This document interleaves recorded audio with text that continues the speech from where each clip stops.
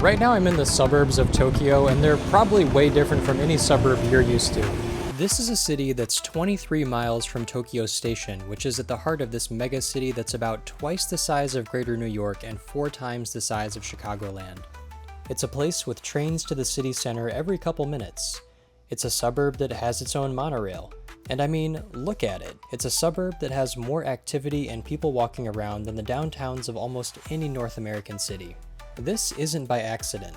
Well, actually, it kind of is, depending on how you look at it. Japan's approach to urban planning, which pairs nicely with its world-class rail lines, which are run by profitable companies, by the way, is both not an accident and an accident at the same time. So let's take a visit to Tachikawa to see what I mean. How is this suburb able to have such incredible public transit and so much activity that normally you'd only expect to find in the main center of the metropolis? What do they do to make this possible, and what really makes Tokyo's suburban railways so special? This is Tachikawa, and let's take a closer look.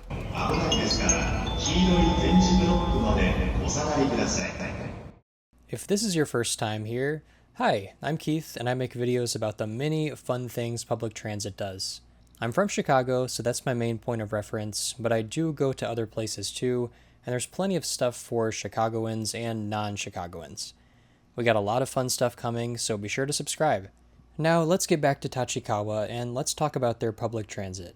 Tachikawa is in many ways right at the heart of the rail network of the western part of the Tokyo metropolis. The most important player here is the Chuo Line, or Central Main Line. The East Japan Railway Company, or JR East, runs this line, and most of the others we'll talk about here, and we'll talk more later about how this is a profitable company. The main stem of the Chuo Line runs east from Tachikawa to Tokyo Station, which is at the heart of Tokyo and of Japan's Shinkansen bullet train network. The Chuo Line itself is a direct rail link between Tokyo and Nagoya is widely considered to be Japan's Chicago, so that matters to me.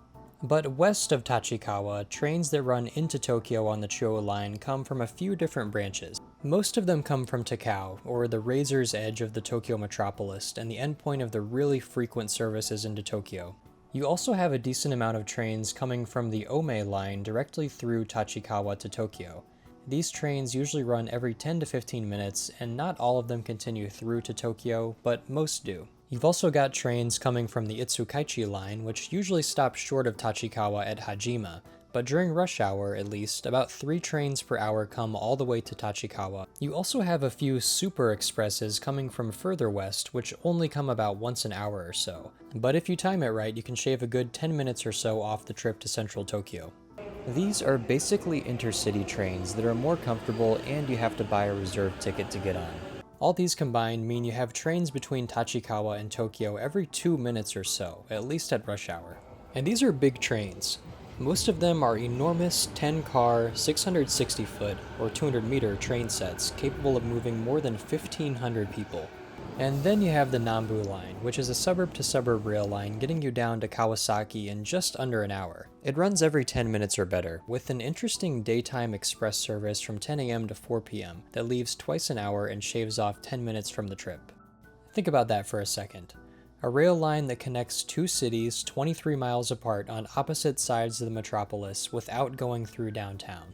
Chicagoland once had a proposal for its first ever suburb-to-suburb rail line, and here's what that would have looked like. It would have ran from some of Chicago's suburbs that kind of hold the same place in their respective metropolis as Tachikawa does in Tokyo. Anyways, back to Tachikawa, there's also the Tamatoshi Monorail, which runs every 10 minutes and connects some of the surrounding neighborhoods and communities with the main Tachikawa station. This is one of just a few monorails left in the Tokyo area. Put all that together, and I think you'd be hard-pressed to find many suburbs in the world that have such great transit access at more than 20 miles out from the city center. And, oh yeah, that's only the rail lines that serve the main station. You've also got the Haijima line operated by the Seibu Railway Company that serves the northern part of the city. And one thing I always find the most convenient about using transit in Tokyo, and all of Japan, is that you only need one transit card that's good for both of Tokyo's subway systems, all the buses, and all the suburban JR lines, and every other rail operator in Tokyo. And on top of that, it works in basically every other city in the country. Think about how frustrating it is to try and think about how to pay for a bus in, say, Milwaukee if you're from Chicago. Imagine you had one card that worked in both, and it also worked in Seattle, Boston, Texarkana, every city, one transit card. So the transit network in Tachikawa is extremely convenient and user-friendly, and a lot of people use it. But the story doesn't stop there. Just look at how clearly you can see on a satellite map where Tachikawa Station is. The development gets taller and more dense the closer you are to the portal that transports thousands of people right into this area. The station provides something valuable: access. With all the rail services we looked at, people in all these areas are only 30 minutes away from Tachikawa. It's an easy, convenient place to get to and from, so it's an attractive place to go, a destination, a place where people want to be and live. Landowners, i.e. developers, know that, and they've capitalized on that by building more stuff. More apartments, more hotel rooms, more stores, more restaurants, all within walking distance of the station. And there's one landowner at the epicenter of it all, right on top of the train station, and it's maybe not who you'd think it is. That's right, the rail company itself, JR East, owns the property right above the train station, and they rent it out to hundreds of tenants in a huge, nearly 10-story mall. They use that rent income to make themselves a profitable company, and some of that money gets invested back into making the rail services at the station better. It's really a perfect formula for success. They build places that are easy to get to by rail, and because of the rail, those places are more valuable and sought after, and they use that value to make the rail services even better. And it's a cycle that continues until you have a world-renowned railway network like Japan does. This is what North America infamously gets so wrong about city building and transit in particular, especially in the suburbs. Way too many rail stations in North America look like this instead of this.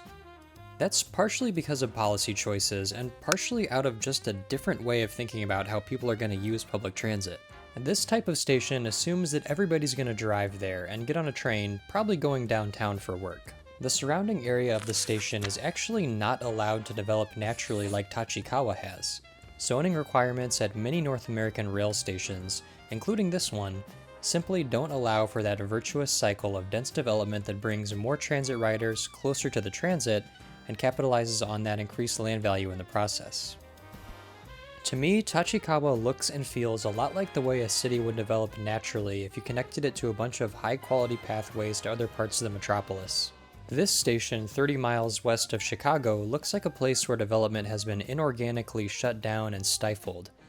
The natural process of building up a place to capitalize on the convenience of access just hasn't been allowed to happen. And we can definitely fix this, and there's actually some legislation on the table that would help a lot, and we'll come back to that later. But it's a shame that more of our suburban railway stations don't look like Tachikawa, because it's a wonderful place to be. It's absolutely buzzing with life, and good food, and things to do. And in talking with locals, as much as I could through Google Translate, apparently Tachikawa is a good, quiet place to raise a family, and it's also known for its restaurants.